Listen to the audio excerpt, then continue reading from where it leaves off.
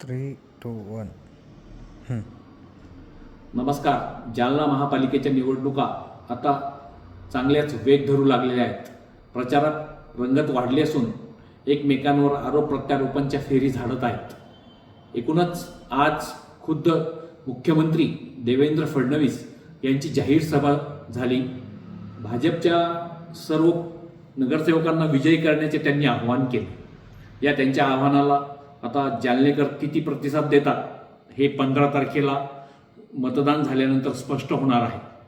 परंतु आज ज्या पद्धतीने भाजपने शक्तीप्रदर्शन केले जालना शहरात, त्यामुळे सर्वत्र वातावरण भाजपमय झाले होते. हे सर्व ठीक असतानाच या सभेमध्ये सर्वांना खटकत होती ती पालकमंत्री पंकजाताई मुंडे यांची अनुपस्थिती. जालना महानगरपालिका जाहीर होऊन आज जवळपास 15 ते 20 दिवस झाले आहेत. परंतु या कालावधीमध्ये पालकमंत्री असलेल्या पंकजाताई मुंडे या जालन्यात नेमक्या कशामुळे आल्या नाहीत हे राजकीय दृष्ट्या चर्चेचा विषय बनलेला आहे. आणि त्यातही आज सर्वांना आशा होती की मुख्यमंत्री देवेंद्र फडणवीस यांच्या सभेला पालकमंत्री पंकजाताई मुंडे येतील. परंतु आज त्यांची अनुपस्थिती ही पुन्हा एकदा चर्चेचा विषय बनली.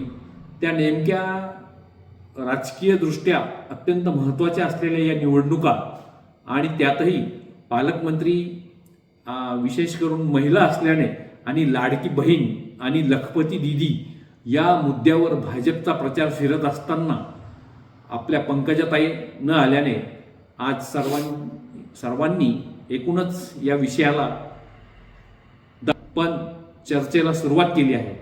आता पंकजाताईंनीच या प्रश्नाचे उत्तर द्यावे.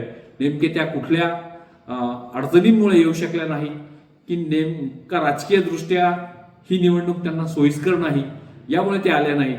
या प्रश्नांची उत्तरे आता आपण खुद्द पंकजाताईंकडूनच ऐकू. धन्यवाद. जालना डिजिटल नायक.